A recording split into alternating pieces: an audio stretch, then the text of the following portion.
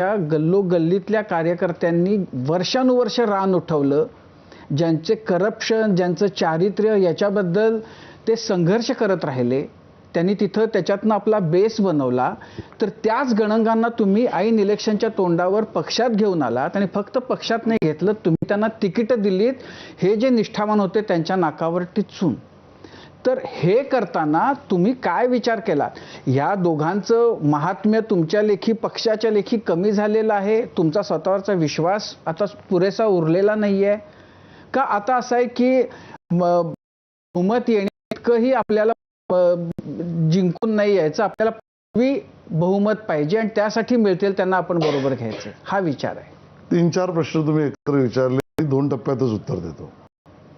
पहिली गोष्ट तर आमचा कुठलाही निर्णय हा सर्वसमावेशक विचारांनी होतो, एका व्यक्तीचा नाही.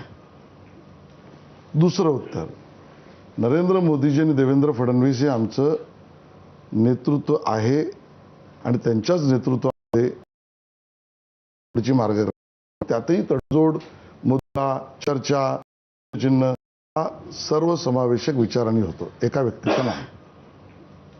दुसरं उत्तर, नरेंद्र मोदीजी आणि देवेंद्र फडणवीस हे आमचं नेतृत्व आहे आणि त्यांच्याच नेतृत्वामध्ये आम्ही सगळ्या निवडणुका लढतो आणि पुढची मार्गक्रमणा करू, त्यातही तडजोड, मुद्दा, चर्चा, प्रश्नचिन्ह हे भाजप काय पूर्ण देशाच्याच मनात नाही. राहिला विषय की पक्षात आम्ही घेतल्याने तिकीट दिले. मुंबईची यादी काढा, 137 तिकीटं आम्ही दिल्या. त्या 137 मध्ये 95 तर मंडल, वॉर्ड स्तरावर काम करणाऱ्या कार्यकर्त्यांना तिकीट दिलेत. एक 10-12 विचार परिवारातल्या आमच्या असलेल्या कार्यकर्त्यांना, जे पक्षात कदाचित नवीन जुने असतील. मग 137 मध्ये जर आम्ही प्रयोग 10-15 ठिकाणी केला तर तो सर्वसमावेशकतेचा प्रयोग आहे. दुसऱ्या बाजूने तुम्ही हेही म्हणाल, तुम्ही म्हणजे मी तुम्हाला नाही म्हणत आहे, मी सर्वसाधारणतः, की तुम्ही लोकशाही मानणारे आहात का, अन्य कोणाला बरोबर घेऊन चालणारे आहात का? आणि 10-12 प्रयोगात 2 ठिकाणी आम्ही पडूही.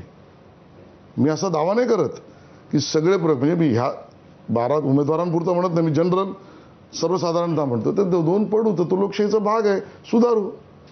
निष्ठावंतांशी तडजोड नाही, पण सर्वसमावेशकतेला नाही म्हणायचं नाही. निष्ठावंतांशी तडजोड नाही म्हणजे काय? जर तुम्ही त्यांना तिकीटच दिली नाहीत आणि तुम्ही ज्यांच्या निष्ठांचा काही आता पता निष्ठावंत कार्यकर्ता आहे ना, तो त्याचं मूल्यमापन फक्त तिकिटाशी नाही करत. हो, त्यांनी ते आहे ना, तो भाजपचा आतापर्यंत त्याचाच गैरफायदा घेतला जातोय ना, की त्यामुळं ते कधी करत नाहीत. नाही, गैरफायदा नाही. त्यामुळे असं आहे. मला एक सांगू द्या, त्यामुळे मला एक प्रश्न विचारायचा आहे, आपल्या माध्यमातून अन्य लोक येतील त्यांनाही विचारा. माझी तर सदस्य संख्या जाहीर आहे, माझी म्हणजे भाजपची, सॉरी, कारण आम्ही मिस कॉलवर केलेली आहे, त्याचे आकडे आम्ही जाहीर केलेले आहेत. खरं तर दुसऱ्या कुठल्याही पक्षाने त्यांची सदस्य संख्या जाहीर केलेलीच नाही. किती आहे जाऊ देतो विषय. सदस्य संख्येपैकी माझ्या किती लोकांनी इच्छुक म्हणून अर्ज भरले आणि किती लोकांनी इच्छुक म्हणून उमेदवारी घोषित झाल्यानंतर सुद्धा अर्ज भरले? 0.5% पण नाही हो. तरी हेही होता कामा नये. माझ्या वेदना तिथे आहेत. आणि म्हणून माझ्या सदस्य संख्येपैकी इच्छुक 1% पण नसतो आणि त्याच्यापैकी 0.25% पण त्या उमेदवार घोषित झालेल्याच्या विरोधात अर्ज भरणाऱ्यातला असतो. हे आकडे बोलके नाहीत का? आणि त्यातल्या काही उदाहरणं जी नसती झाली तर चांगली, हेही मला मान्य आहे. ते सुधारायला, ते बघायला आम्ही तयार आहोत.